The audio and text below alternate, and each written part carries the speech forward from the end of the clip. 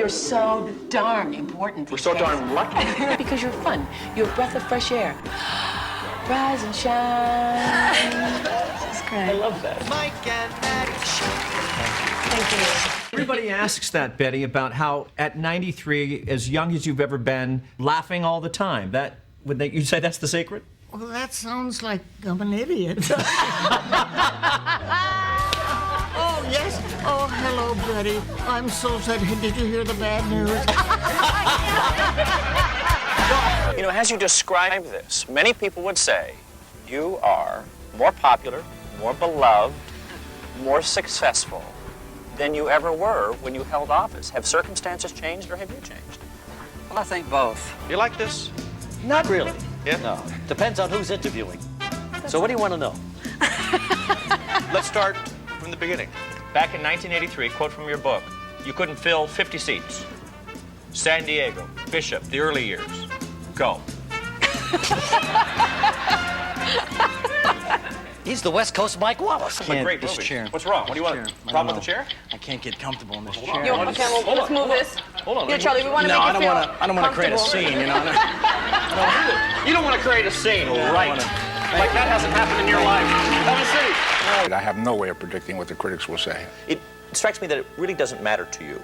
You know what I mean? Is that the impression you're getting? Yeah. No, not your craft, but I mean about what other people say. That you've been in this business long enough. I think you're I right. do the best I can. I think you're right. And you were so great, and you raised so much money, and you were so positive for the whole marathon. And Jimmy Stewart loved this man. He thought he was just the best. People would throw him curveballs and he'd throw them right back. And I even said to my manager, what happened to that guy, Mike? He was great. Let's get him back on the show. Have you said this recently? Did people like that influence you along the way? Who influenced you? Who were you working with? Elvis was one of the first influences. And the thing that I learned, I think, from Elvis more than anything else was be true to yourself in your music, in your talent. Do what you do. Don't do what people think you ought to do, or don't copy anybody else. Do what comes out of your own heart and soul. Taking the time to come see us is a big deal to us. It's my pleasure. Thanks for having me. Mr. John Denver. And we'll see that on what station? What are you, crazy? Just want a little plug in there. Man, how long you been with ABC? How Well, many years? it's how much longer I'm going to be with ABC.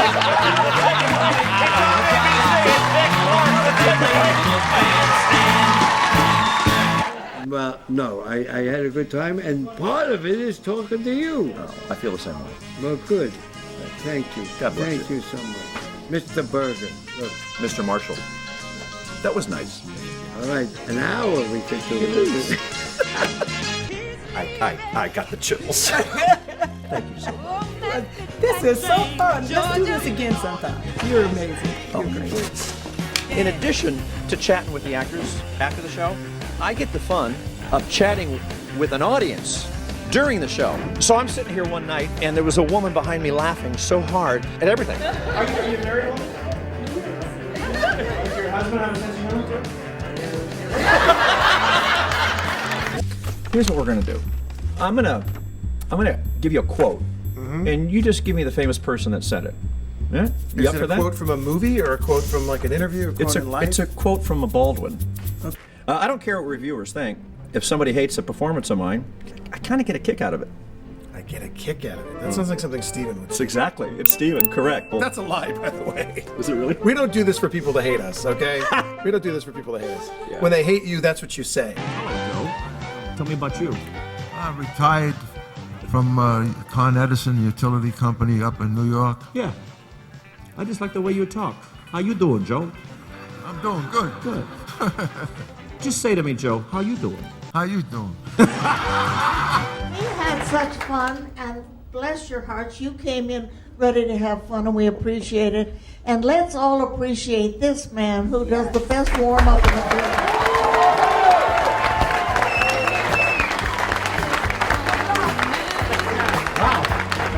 Good night.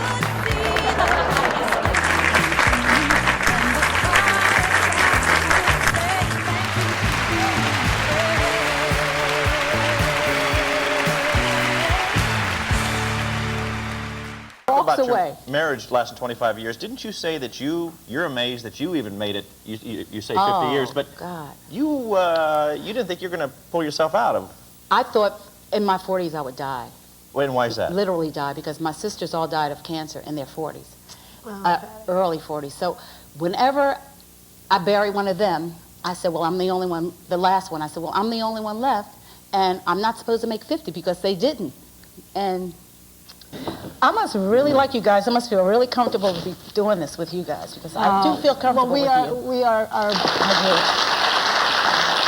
The weight at 24 years old when I retired was so heavy, living up to people's expectation, being the object of their projection, being somebody who was very different from the guy that people perceived me as, and not being an innocent, not being a guy who was perfect, and feeling very flawed, and feeling like there was millions of people that everything I did, everything I wore, everything I said was in stone, and I couldn't live with it because I knew I was very insecure. Was that the low point then of No, your career? No, it wasn't. I think the low point came many years afterwards when I didn't have the heat and the momentum. When I retired, I knew I had to start over and I didn't know what I wanted to do, and my life really spun out very badly after that. My dad died shortly after.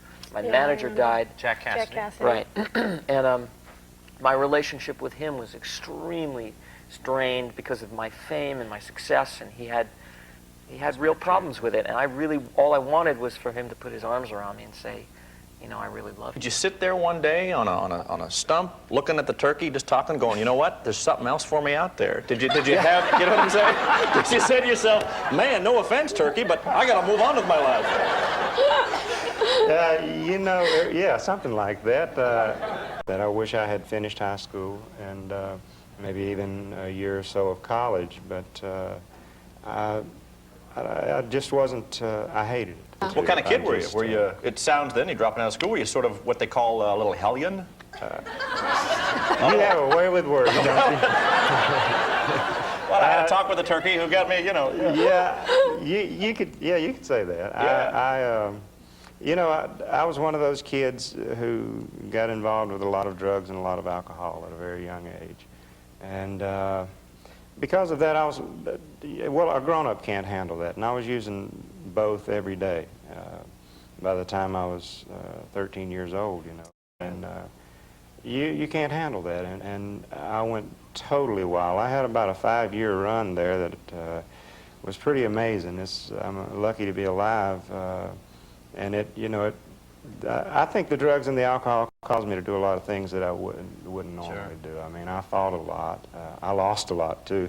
But a lot of things like breaking and entering, trying to steal a van, and just... I didn't want to hear any kind of voice of authority. I just wanted to do what I wanted to do. And my dad, of course, was there telling me, you can't do this.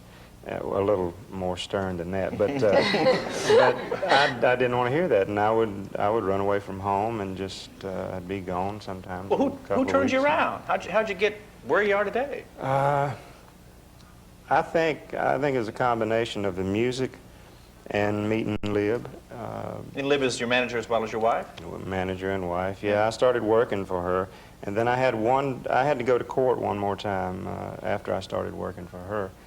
And the lawyer said, I've gotten you out of so much, you're not going to be able to get out of this, and you're probably going to go to prison for about 5 years. Ooh. My brother had already gone. She was there to stand up and say that I was singing 5 and 6 nights a week. I wasn't running around with the same people, and wasn't drinking, and wasn't using drugs, and which was almost all true, not quite, but he let me go one more time, and he said, son, if you come before me again, bring your toothbrush because you're staying. And I straightened see, that's up a good after country western song right there. Yeah. How you mess up, bring your toothbrush because you're staying. I'll put that on. 1 week a year, regular guys who skate only a little bit better than me, get together at an ice rink in LA to pick up some inside tips from the pros. And since I learned how to skate before I could walk, I just knew I had to be there. So, Mike, you're a player? Well, I played a little bit, you know, growing up and such. It's something you just know automatically what to... That goes on your leg, Mike. Sport's not as manly as you thought it was, huh, ladies? How you doing? You a player? Yes. Okay. We like to stick together as players. How you doing? Good. You know what you don't fully appreciate as I stand here? The smell is about ready to knock me over. Well, this is it. Finally a chance to rub elbow pads with some of the best in the game, including maybe the best ever, Wayne Gretzky. Do you still get the same kick playing like this as you do with the pros? Whether it's a first game of the year or a playoff game or a pickup game with a bunch of friends, and it's all the same to me, really. I just really enjoy it. I love it, and it's been my whole life. And for me, I mean, I can't say enough great things about it. I just love the play. Are you surprised that not only are you this phenomenal athlete and superstar in the sports field, but this whole other sex symbol side? You know, when I came out to do this, the girls in our office were fighting to come along. Well, that's what happens when you're lucky enough to marry a beautiful wife.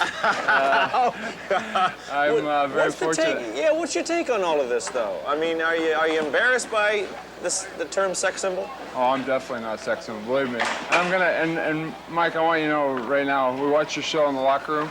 I'm gonna hear about this all day long now. Have you counted the number of stitches?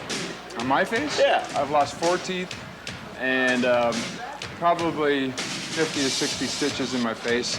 When you're not on the ice, what pleases you as much? I love sports, you know, I mean, I love to play golf, I love to play tennis. If I'm not doing things that are recreational, stay in shape for hockey, I love to be with my family, simple as that. Before I get out there, and it's been a while since I played, any tips from the great one? Stay out of the corners. Now, if I see a puck coming right at me, what should I do? Get out of the way quick. There you go, I figured that. So when you see the pros out there, what goes through your mind? I wish I was one of them, and I hope I look as good as them. That's pretty much it. You got some advice for me as I get out there for the first time tonight? Yeah, stay away from the big guys. I think what you're going to watch out there is an exhibition of science and skill. Yeah. From other players, but I'm going to be there too. What does it say to you when you see a guy in a hockey uniform? It says that he's tough. Yeah. And he's probably not using all his own teeth. Stitches? Number of stitches? Total running count? There's got to be over 100 now. 100 stitches in your face? Oh, yeah. What, lips, eyes? Lips, eyes, chins, everything. If you see them coming at you, just kind of take the position that you're going to get nailed, and that's it. So, and I want to paraphrase here. If you see him coming at you, just get in your car and go home. That's exactly it. Okay, I can do that. With a network behind me, ABC, you see, they protect me from actually hurting myself. I'd love to be out there. Man, I'd be out there in a second if only I could get by that nasty little network. Now, do I look like I'm ready? Yeah, you look great. You look, you're dressed properly. I'm not sure about the sweater, but you got all the proper equipment. Okay. You look good. We got the perfect spot for you. I know where you can play. Okay. Mr. Gretzky, he's got a sense of humor, doesn't he? I remember the years on The Tonight Show. How did the thing come about? You know something? You two guys are so pretty. What's that? What? You're both good-looking people. I'm looking right at you. Oh, great! I just...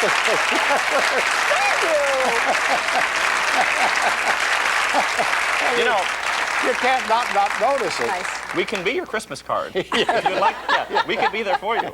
Yeah. Those years on The Tonight Show, I remember the episode where did you cut off Johnny Carson's tie, or did he cut off your tie? No, I cut... You remember that episode? It was well, what happened, Johnny Carson had the best of Johnny every few months. Right. And I did like 47 shows, and I'd never been on the best of Johnny. And I said, I know what the best of. It's Burt Reynolds putting eggs in your pocket. It's Dom DeLuise spritzing you with seltzer. I said, if I do something violent, it'll get on the best. And it did. I came on, I says, you're sartorially, you don't look well. You're not dressed well. First of all, you want to be up today. I said, you should have a slit in your pants. It's sexy. I cut his pants. I said, your tie is too long. And I cut his whole suit up. And he was a little angry at me, although he didn't know what I was going to do, but his producer said, don't wear your best suit. He knew. He thought I was going to splash on him. Can I get a pair of scissors? Do you realize what a thrill it would be for me? Yes. You know what I'm saying? Yes. Do you realize how big this to me would be? Well, you know something? I would let you do it, but my wife gave me... No, my wife gave me this stuff. Me. Cut. Oh, if I would cut it would be an honor. Oh, okay. Whatever you want. Okay. Whatever. Okay. Whatever. Pants, thing. This is big for me. I will cut your tie a way a tie has never been cut. They never I've never had it cut up the middle. Cut a tie this way. This is big for me. They usually cut it across. We're making history. We got to get this out of the way. I love that. Okay. I will treasure this. You people are violent people. The book. Throw this away, Carl. The book is Continue Laughing. Mr. Carl Reiner, what This a is pleasure. for you. Thank you so much. This is for you. Thank you very much.